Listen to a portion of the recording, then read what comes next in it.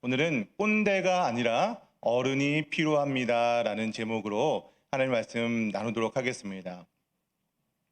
한국교회에 커다란 한 획을 그은 목사님이 한 분 계십니다. 여러분도 아마 이름을 대시면 잘 아는 목사님일 텐데요. 사랑의 교회를 심우하셨던 고 옥하는 목사님입니다.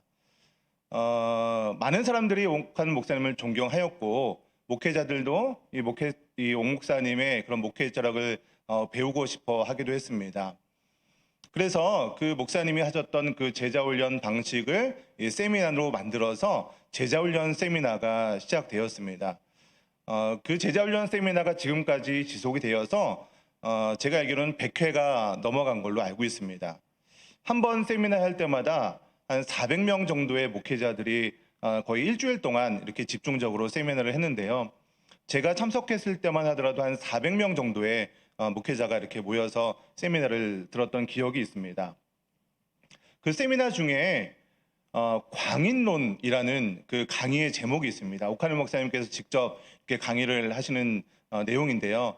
그 강의 제목이 조금 생소하실 거예요. 광인론, 그러니까 이게 무슨 강의인가 하시겠지만 그러니까 인간에게 미쳐야 된다는 거예요. 그러니까 목회자들이 집중해야 될 것은 한 사람을 세우기 위해서 가장 열정적으로 한 사람을 성장시키고 그들을 세워나가는 그 과정에 가장 집중해야 한다는 그런 내용의 강의였습니다.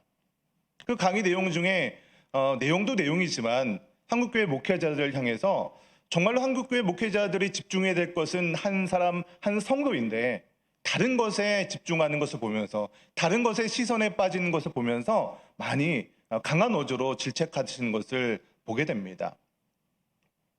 옥하늘 목사님께서 돌아가신 지가 벌써 10년이 넘어가고 있어요. 어떻게 보면은 옥 목사님이 10년 전부터 그렇게 한국교회 목회자들 향해서 강한 어조로 얘기하실 때 참 목회자들이 기분 나빠하는 것이 아니라 그 질책을 들으면서 감사히 생각하고 그래 내가 정말로 집중해야 될 것은 한 영혼이었구나 라고 생각하면서 반성하는 것을 보게 되는데 그 이유가 바로 옥 목사님은 실제로 그런 삶을 사셨고 한국교회를 향해서 또한 한국교회 목회자들을 향해서 사랑의 마음을 담아서 그런 강한 어조를 이야기한 것을 기억하게 됩니다. 여러분, 그래서 한국교회에 어떻게 보면은 지금은 이제 돌아가셨지만 가장 아쉬운 것 중에 하나가 이런 한국교회를 향한 쓴소리를 할 수 있는 어른이 없으셨다는 거예요. 물론 많은 목회자님들께서 다양한 이야기를 하시지만 어떻게 보면은 자신의 어떤 이익과 정치적인 이야기 말고 정말로 하나님의 마음을 대변해서 한국교회를 향해 쓴소리를 할 수 있는 그런 어른이 그리운 시절이기도 합니다. 지금은 전 세계적으로 굉장히 급격하게 변화가 있는 시기잖아요. 경제적으로 또한 아프간 어떤 그런 군사적으로 또한 경제적으로 굉장히 많이 혼란스러운 시대를 살아가고 있습니다. 한국 사회도 요 몇 년간 굉장히 빨리 변화하고 있죠. 우리가 지금 어디로 가고 있는지 또한 무엇을 준비해야 되는지 아무도 장담할 수 없는 시대를 살아가고 있는 것 같습니다.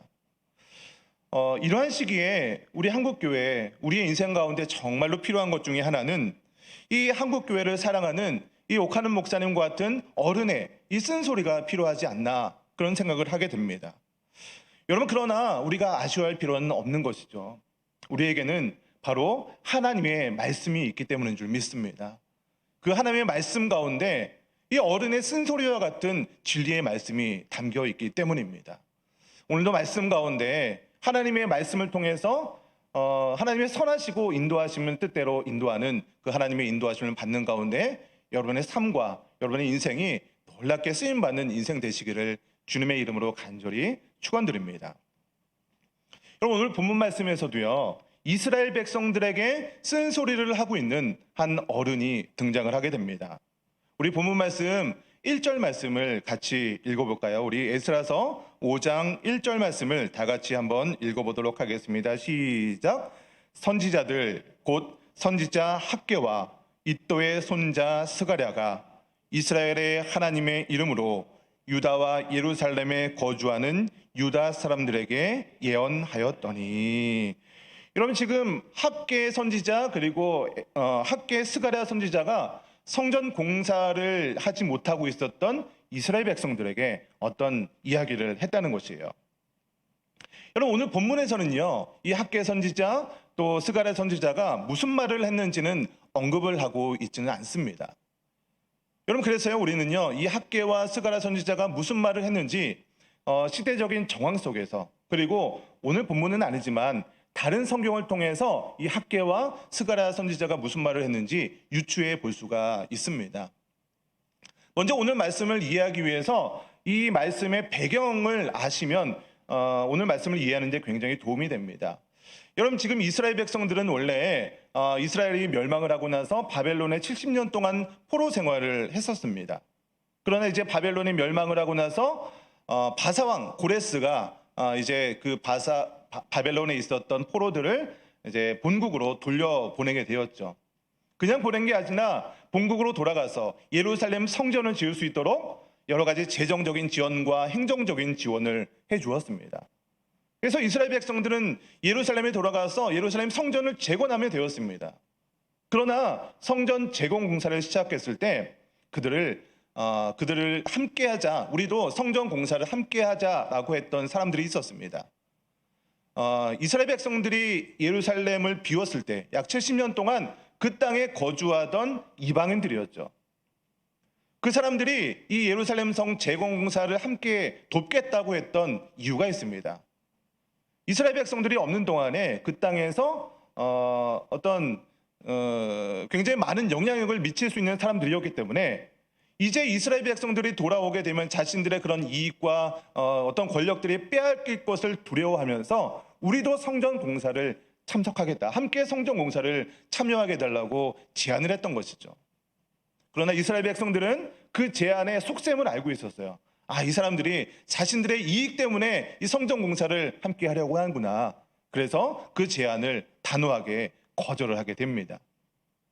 여러분 이 거절을 한 이후부터 이방인들이요, 이스라엘 백성들을 집요하고 아주 전략적으로 방해를 하기 시작했던 거예요. 그래서 그 방해가 고레스 왕 때 방해가 시작되어서 지금 오늘 본문까지 이어지고 있었다는 것입니다. 그 기간이 약 16년 정도가 지난 거예요. 그럼 오늘 제가 읽지는 않았지만 바로 앞 구절이죠. 에스라서 4장 24절 말씀 한번 같이 읽어봤으면 좋겠습니다. 에스라서 4장 24절 말씀입니다. 시작. 이에 예루살렘에서 하나님의 성전 공사가 바사왕 다리오 왕 제2년까지 중단되니라. 여러분 그러니까 원래 성전 공사가 시작된 때는 고레스 왕 때였습니다. 그 바사 왕의 초대 왕이죠. 근데 이제 왕의 시대가 넘어가서 이제는 다리오 왕 때까지, 다리오 왕 2년 때까지 성전 공사가 중단되었다는 것이에요. 이 기간이 약 16년 정도가 지났다는 것이에요. 제가 예전에 저는 이제 서울 신림동에 이렇게 한 30년 동안 살았는데 신림역 한 7번 출구 정도에 빌딩이 쭉 올라가고 있었습니다. 한 30층 정도 되는 빌딩이었던 것 같아요. 근데 한참 이렇게 공사가 진행되다가 어느 순간 그 공사가 중단이 되었습니다. 그래서 아스팔트로 쭉 올라가다가 중간에 공사가 멈춘 거예요. 그래서 곧 재개가 되겠지라고 생각했는데 몇 년이 지나도 그 공사가 이어지지 않는 것을 보게 됩니다. 알고 보니까 건설사가 부도가 나서 그 건물을 더 이상 지을 수 없었던 상황이었어요. 그 모습이 얼마나 흉측하든지요. 이 공사가 진행되고 있는 현장, 인테리어가 전혀 안 돼 있는 그 희크무리한 그 시멘트만 있는 그 현장이요, 굉장히 흉측스러워 보였다는 것입니다. 여러분 오늘 본문에 이 이스라엘 백성들에게 성전 공사가 진행되지 않았던 그 모습이 바로 이와 같을 수 있다는 것입니다. 성전 공사가 시작되었지만 16년 동안 그대로 방치되어 있는 것이에요. 이방인들의 방해가 너무나도 심했기 때문에 아무도 나서지 못하고 시간이 흘러가고 있었던 것이죠. 이런 상황에서 말문을 열었던 사람들이 바로 이 학계 스가랴 선지자였다는 것입니다. 이 선지자들이 유다 사람들에게 어떤 예언을 했는지는 알 수 없지만 그 예언을 한 이후에 어떤 일이 벌어지냐면 우리 에스라서 5장 2절 말씀, 오늘 본문 말씀이죠. 2절 말씀을 다 같이 읽어보도록 하겠습니다. 시작. 이에 스알디엘의 아들 수룹바벨과 요사닥의 아들 예수아가 일어나 예루살렘에 있던 하나님의 성전을 다시 건축하기 시작하며 하나님의 선지자들이 함께 있어 그들을 돕더니. 그럼 지금 무슨 말입니까? 성전 공사가 이방인들의 방해 때문에 계속 멈춰 있었어요. 그 기간이 16년이 지속된 거예요. 근데 지금 학계 스가랴 선지자가 어떤 예언을 했더니 이제 다시 정신을 차리고 공사가 재건이 되었다는 것입니다. 여러분, 그렇기 때문에 오늘 본문 말씀을 더 정확히 이해하기 위해서는요, 그 중간에 있었던 학계 스가랴 선지자가 어떤 이야기를 했는지, 이 사람들이 누구인지 이것을 아셔야 오늘 말씀을 더 정확하게 이해할 수 있는 것입니다. 여러분, 오늘 본문 말씀을 이렇게 책갈피가 있는 분들은 이렇게 좀 표시해 두시고요. 학계서 말씀을 한번 찾아보도록 하겠습니다. 학계서 1장 말씀인데요. 이렇게 오늘은요, 이렇게 에스라서 5장하고 학계서 1장을 이렇게 왔다 갔다 하면서 비교하면서 좀 말씀을 나누도록 하겠습니다. 그래서 조금 정신이 없을 수도 있지만 오후 시간에 정신을 똑바로 차리셔야 돼요. 이렇게 식사하시고 또 집에 가서 왔다 갔다 하시면서 좀 졸릴 수 있는 시간이거든요. 그러니까 집중하셔서 왔다 갔다 하더라도 제가 또 집중을 잘 하시면 이해가 될 겁니다. 우리 학계서 1장 1절 말씀을 같이 읽어보도록 하겠습니다. 우리 학계서 1장 1절 말씀입니다. 시작. 다리오 왕 제2년 여섯째 달 곧 그 달 초하루에 여호와의 말씀이 선지자 학계로 말미암아 스알디엘의 아들 유다 총독 수룹바벨과 여호사닥의 아들 대제사장 여호수아에게 임하니라. 이르시되. 여러분, 지금 본문 말씀을 자세히 보시면요, 학계 선지자가 활동한 시기가 언제라고 얘기합니까? 정확하게 기록되어 있죠. 언제입니까? 다리오 왕 제2년, 여섯째 달 정확하게 나왔는데 다리오 왕 제2년, 여기까지만 기억하시면 됩니다.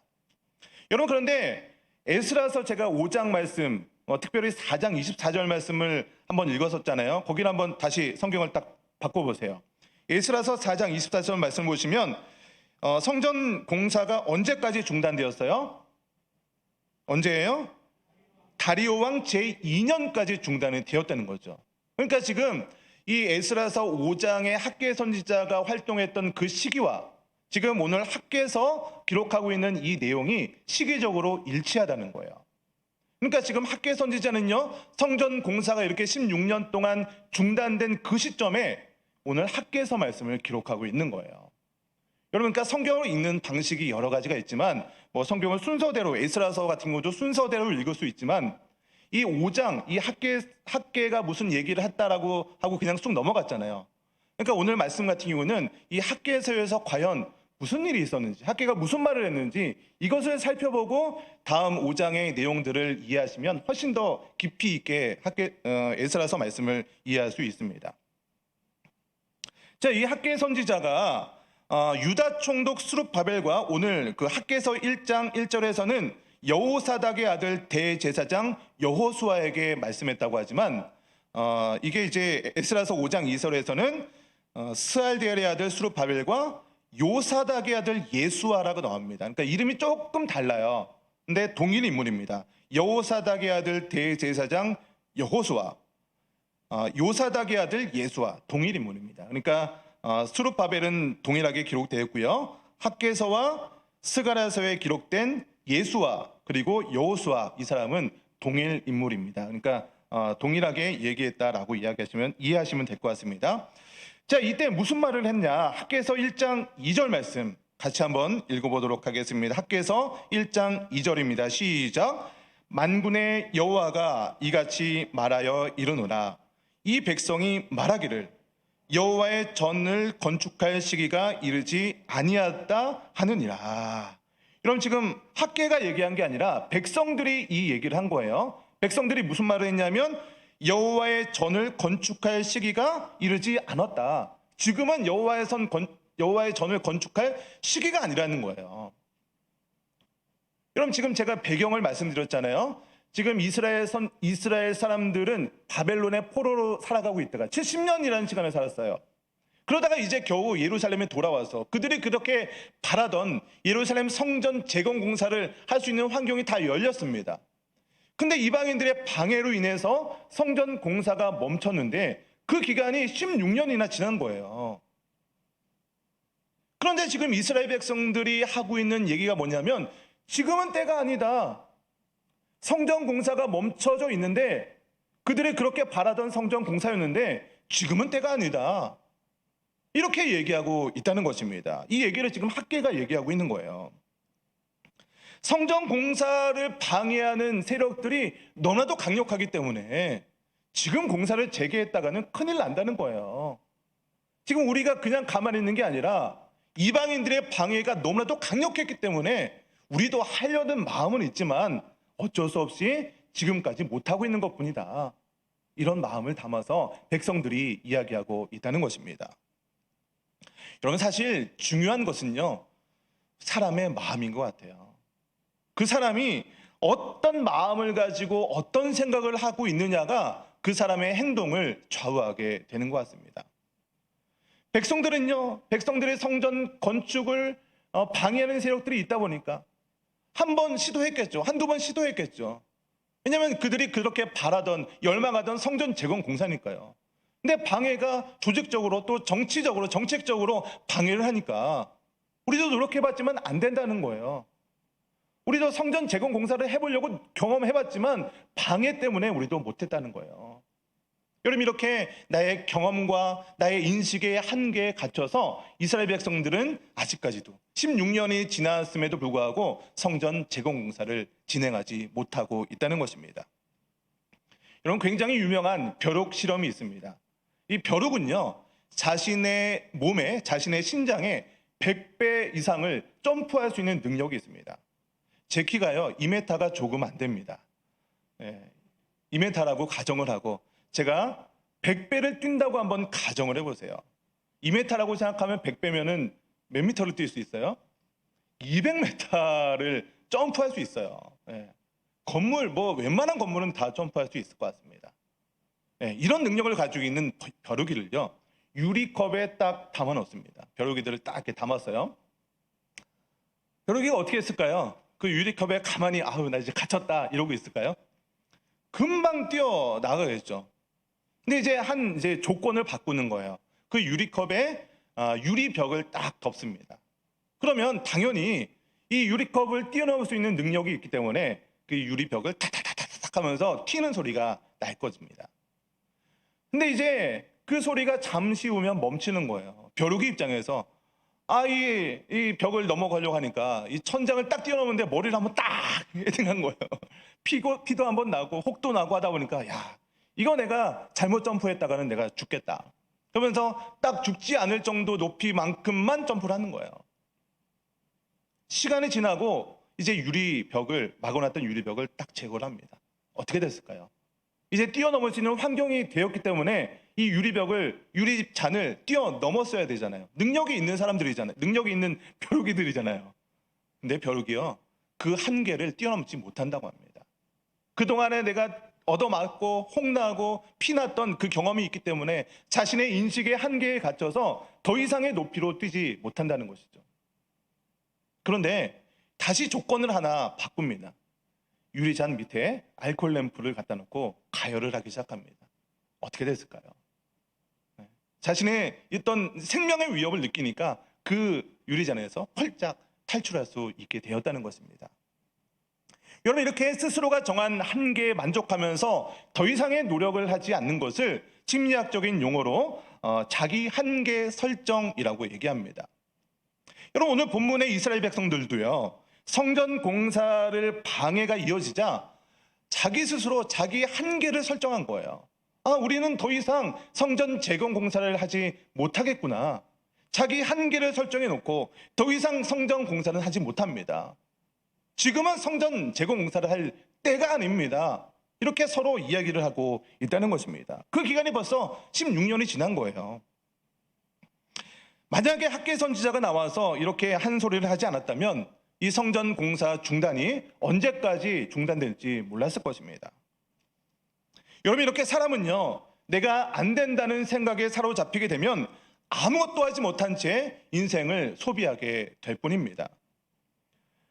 여러분, 우리에게 코로나가 다가온 지 벌써 횟수로 2년이 넘어가고 있습니다. 예배를 정상적으로 잘 드리지 못한 지가 이렇게 시간이 금방 지난 거예요. 여러분, 한 권사님하고 제가 이야기하다가 이런 얘기를 하더라고요. 요즘 왜 이렇게 시간이 빨리 지나가는지 모르겠다. 여러분도 그런 느낌 받지 않았습니까? 왜 이렇게 시간이 이렇게 빨리 지나갑니까? 뭐 그렇게 하는 일도 없는 것 같은데 그냥 일주일이 그냥 후딱후딱 지나간 거예요.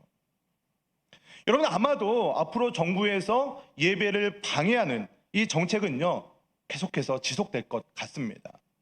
정책뿐만 아니라 사회적인 분위기 속에서도요, 기독교를 방해하는 그런 세력들은 아마 지속될 것 같습니다. 여러분, 가정에서요, 자녀들이 연세 많으신 부모님들을 교회 가지 못하게 합니다. 위험하다고요. 부모님들이요, 어린 자녀들이 교회 가는 걸 위험하다고 교회 가지 못하게 한다는 거예요. 여러분, 요즘에 직장에서는요, 교회를 가지 못하게 하는 그런 분위기가 직장 가운데도 있다는 거예요. 여러분, 사업을 하시는 분들도요, 내가 교회 다닌다, 나 신앙생활 한다고 하면은 여러 가지로 불리한 입장에 빠진다는 것이에요. 여러분, 제가 예언가는 아니지만 여러분의 인생 가운데 신앙생활을 방해하는 일들은요, 앞으로도 계속 지속될 것 같습니다. 여러분, 우리가 이 계속해서 코로나로 인해서 예배를 통제받은 지가 벌써 2년이 넘어갔다고 말씀드렸잖아요. 우리는 계속해서 멈추기만 해왔습니다. 계속 한 걸음 한 걸음 물러서 왔어요. 여러분, 우리가요, 이런 시기에 방역 지침을 지키는 것은 맞는 말이죠. 여러분, 그러나 방역 지침을 지키는 것과 신앙생활을 지키는 것은 완전히 다른 거예요. 방역 지침을 지킨다고 해서 신앙생활을 멈추는 것이 말이 맞습니까? 방역 지침을 지키는 것은 방역 지침을 지키는 거예요. 그리고 신앙생활하는 것은 우리가 계속해서 유지해 나가야 되고 그렇게 해 나가야 되는 거예요. 중요한 것은 방역 지침을 지키는 거죠. 방역 지침을 지키면서 신앙생활을 유지해 나가야 되는 것이에요. 여러분, 그런데요, 우리가 코로나 이후에 방역 지침을 지키고 정부의 어떤 시책을 따른다는 이유로 그 시점부터 예배를 멈춘 분들이 너무나도 많이 있다는 것이에요. 교회 가기 싫은데 좋은 핑계거리가 생긴 것이죠. 나 코로나 때문에 교회 못 갑니다. 이렇게 얘기하는 분위기가 굉장히 많이 있다는 것이에요. 여러분, 근데 한번 그냥 가슴에 손을 얹고, 아마 지금 이렇게 여기 계신 분들, 적어도 성전에 나와서 예배드리고 온라인 예배에 참석하시는 분들은 한 분도 그런 분 없으실 거예요. 근데 어떤 분들이 그런다는 거예요. 네. 여러분한테 드리는 말씀이 아닙니다. 마음에 손을 얹고, 정말로 내가 코로나 때문에 예배를 드리지 못하는 것입니까? 여러분, 그 말이 맞다면 코로나 때문에 우리는 식당 가서도 안 되고요, 코로나 때문에 우리는 버스나 전철 타서도 안 되고요, 코로나 때문에 마트 가서도 안 됩니다. 여러분, 그러나 우리 그런데 다 다니잖아요. 왜 다닐 수 있습니까? 방역 지침을 지키는 가운데 다닐 수 있는 거잖아요. 여러분, 우리의 신앙생활도 마찬가지입니다. 방역 지침을 지키는 가운데 우리는 교회 나와서 찬양하고 예배하고 신앙생활을 해 나가야 되는 거예요. 하나님한테 기도할 때, 하나님, 나 코로나 때문에 예배드리지 못해서 죄송해요, 이건 말도 안 되는 기도잖아요. 하나님, 그렇게 기도하려면 하나님, 나 코로나 때문에 그 마트도 못 가서 죄송합니다, 이렇게 기도해야 되는데 그런 기도는 안 하는 것 같습니다. 여러분, 우리는요, 이 코로나 때문에 교회에 나오지 못한다는 이상한 논리에 속아서는 안 되는 것이에요. 우리는 정말 이럴 때일수록 코로나이지만 방역 지침을 지키는 가운데 정말 신앙생활을 유지해 나가는 저와 여러분 되시기를 주님의 이름으로 간절히 축원드립니다. 여러분, 그 최근 몇 년만 이렇게 예배를 방해하는 것들이 없었을 뿐이에요. 한국 교회 한 몇십 년 정도만 이례적으로 이렇게 한국 교회가 부흥하고 성장했던 시기예요. 기독교 역사상 이렇게 기독교를 이렇게 신앙생활을 잘할 수 있었던 환경이 그렇게 없었습니다. 역사상 그래요. 그러니까 원래 기독교는요, 박해받고 핍박받고 어떤 예배를 드리지 못하고 그런 것들이 정상적이었다는 거예요. 그러나 이례적으로 요 몇십 년 동안 한국 교회는 부흥했던 시기였고, 이제 다시 그냥 정상적으로 방해와 박해가 시작된 것이다. 뭐 이상한 일이 아니다. 이렇게 생각하시면 되는 거예요. 그럼 오늘 성경 본문에서도요, 이방인들은 성전 재건 공사를 방해를 하는 모습이 지속적으로 전략적으로 방해를 하고 있지 않습니까? 그리고 이스라엘 백성들은요, 그 방해 때문에 이 16년 동안 성전 공사를 하지 못했던 것입니다. 이 상황 속에서 이 학개 선지자가 뭐라고 얘기했습니까? 학개서 1장 4절과 5절 말씀 다 같이 읽어보도록 하겠습니다. 학개서 1장 4절과 5절 말씀입니다. 시작. 이 성전이 황폐하였거늘 너희가 이때에 판벽한 집에 거주하는 것이 옳으냐? 그러므로 이제 만군의 여호와가 이같이 말하노니 너희는 너희의 행위를 살필지니라. 여러분, 4절 말씀에 판벽하다라는 그런 내용이 있는데요, 판벽하다는 것은 이 지붕을 덮는 행위를 얘기하는 거예요. 그러니까 지금 이스라엘 백성들은 판벽한 집, 그러니까 사방이 벽이 막혀 있고 지붕까지 지어 있는 그런 집, 그러니까 인테리어와 이런 것들이 잘 갖추어진 집에 지금 거주하고 있다는 거예요. 근데 너희는 이렇게 잘 갖추어지고 지붕까지 다 되어 있는 집에 거주하는데 하나님의 성전은 지금 기초 공사도 되어 있지 않은 이 성전이 되는 게 말이나 되느냐? 지금 이런 얘기를 하고 있는 것입니다. 너희는 너희 행위를 살필지라, 이렇게 얘기하고 있는 것이죠. 여러분, 학개 선지자는요, 굉장히 나이가 많은 선지자예요. 한 우리로 좀 제가 학개 선지자의 이미지를 이렇게 좀 표현해 드린다면 한 90세 정도 된 노인, 머리가 하얗게 새시고 수염이 이렇게 난 뭐 훈장 선생님 이미지 정도 생각하시면 될 것 같아요. 목소리가 다 쉬셔가지고 쇠소리 나는 목소리로 너희들 지금 너희들의 행동이 이게 말이나 되냐? 막 이런 뉘앙스로 지금 오늘 학개서 1장 말씀을 이야기하고 있는 것입니다. 그러면 이 분위기를 좀 이해하셔야 될 것 같습니다. 그러면서 그런 뉘앙스로 지금 학개서 1장 9절 말씀을 이야기하고 있는데요, 우리 1장 9절 말씀도 같이 읽어보도록 하겠습니다. 시작. 너희가 많은 것을 바랐으나 도리어 적었고 너희가 그것을 집으로 가져갔으나 내가 불어버렸느니라. 나 만군의 여호와가 말하노라. 이것이 무슨 까닭이냐?